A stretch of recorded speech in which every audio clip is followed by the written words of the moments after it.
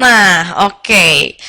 Sekarang kita masuk T-account dan jurnal umum. Ya, tadi kita udah belajar ya tentang T-account, gimana cara catat transaksi ke T-account. Oke, kemarin kita belajar dari transaksi ke persamaan akuntansi. Oke, persamaan akuntansinya sekarang kita bikin lebih detail lagi nih. Oke, harta sama utang plus modal, ini juga ada income statement gitu ya. Di sini gua kasih dulu balance sheet. Ini income statement. Oke. Nah, kita udah belajar ya gimana pertambahan di harta, ketika harta bertambah, bertambahnya di debit gitu-gitu. Oke, sekarang gimana sih caranya nyatet ini ke jurnal atau apa hubungannya sih? Oke, gini deh gue kasih tahu sama lo. Misalnya lo punya jurnal harian, isinya adalah apa? Event-event sehari-hari yang terjadi. Kayak lo suka curhat nih di jurnal harian. Oke, suatu saat lo di luar nih, lagi di luar, lagi asik-asik makan, tiba-tiba ada cowok nanya, bilang, kamu tuh cantik banget deh. Eh, mau nggak? Aku boleh minta nomor telepon kamu dong, gitu. Misalnya ada kejadian kayak gitu. Oke, ketika ada suatu kejadian, ya, ada suatu kejadian gitu. Sebenarnya ini bukan kejadian juga sih, cuma kayak lo nggak aja ada suatu kejadian, lo catat gitu ya, secara harian, secara periodik gitu. Lo catat nih, oke? Itu ketika adanya di jurnal sehari-hari, buku harian lo gitu.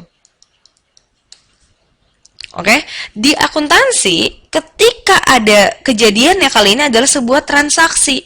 Sama lo catat juga secara harian. Masuknya kemana yang kita sebut namanya jurnal juga, tapi bukan jurnal buku harian gitu, tapi jurnal umum.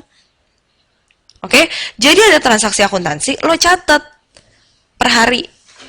Jadi misalnya ada sesuatu tanggal 4 April 2011. Oke, lo mau mencatat sesuatu. Oke, tapi catatnya gimana nih? Nah, itu dia. Itu adalah hubungannya sama debit sama kredit.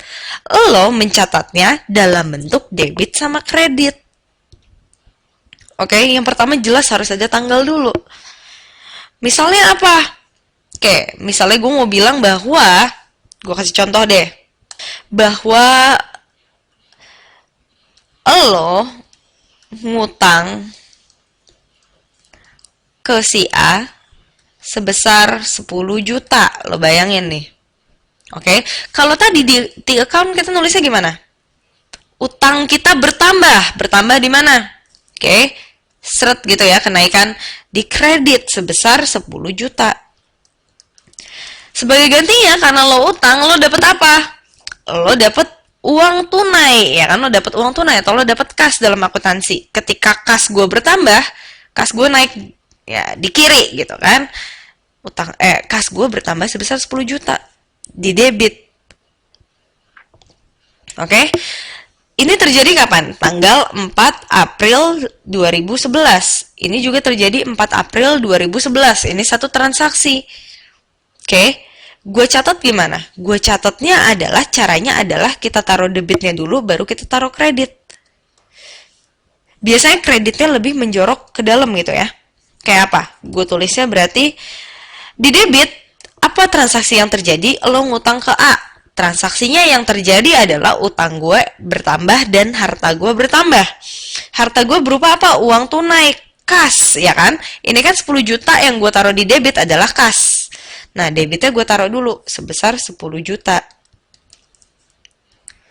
Oke, tapi sebagai gantinya gue ada sesuatu juga nih di kredit. Utang bertambah 10 juta.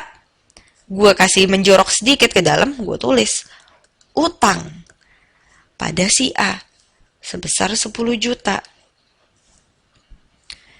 Oke, jadi transaksi yang ada di dalam jurnal umum itu adalah debit sama kredit dalam suatu transaksi yang terjadi. Dan semua yang terjadi, pokoknya jumlah yang di debit harus sama dengan jumlah yang di kredit. Oke, ini nih nanti semuanya debit harus sama dengan kredit. Debit harus sama dengan kredit. Oke, bukan maksudnya semuanya debit sama kreditnya harus sama, bukan. Tapi maksud gue ketika lo punya satu transaksi nih, kayak tanggal 4, debit sama kreditnya akan balance 10 juta, 10 juta. Oke, yang jelas dalam per transaksi jumlah debitnya harus sama dengan jumlah yang ada di kredit. Oke, gue kasih contoh lagi. Nah, kasusnya lo ngasih modal 100 juta ke toko lo, cara pikirnya masih sama. Ngasih modal, apa sih yang akun yang dipengaruhi? Modal ya, karena modal kita bertambah. Dan biasanya kalau kita ngasih modal kayak gini, soalnya berarti itu modalnya dalam bentuk uang tunai. Oh, modal gue meningkat, kas gue meningkat. Oke, modal gue meningkat berarti gue taruh di mana? Misalnya ini terjadi tanggal 5 April. Oke. Oke, berarti jurnalnya gue tulis tanggal 5 April. Oke, gue lihat dulu nih yang terjadi apa? Modal gue meningkat. Modal gue meningkat di mana? Di kredit gitu kan. Oke, berarti tanggal 5 April modal gue meningkat di kredit sebesar 100 juta. Pada saat yang sama, kas gue yang berasal dari modal juga bertambah gitu kan sebesar 100 juta. Tanggal 5 April 2011. Oke, kita lihat ya.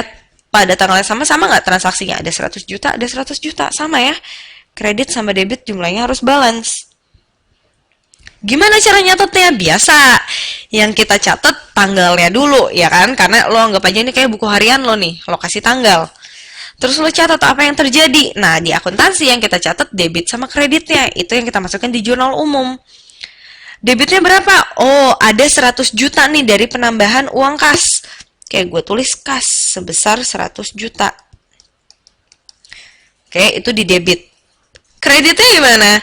Nah, ini nih kreditnya yaitu dari modal bertambah 100 juta.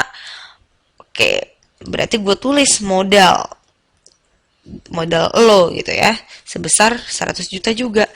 Kalau gue kredit, gue harus menjorok ke dalam nulisnya. Oke, nah kayak gitu di transaksi akuntansi. Oke, hubungannya sama T-account itu kayak gitu ya, T-account sama jurnal umum. Sebenarnya ya kayak gitu-gitu aja yang kita tulis. Oke, nah sekarang akan gue kasih contoh soalnya deh.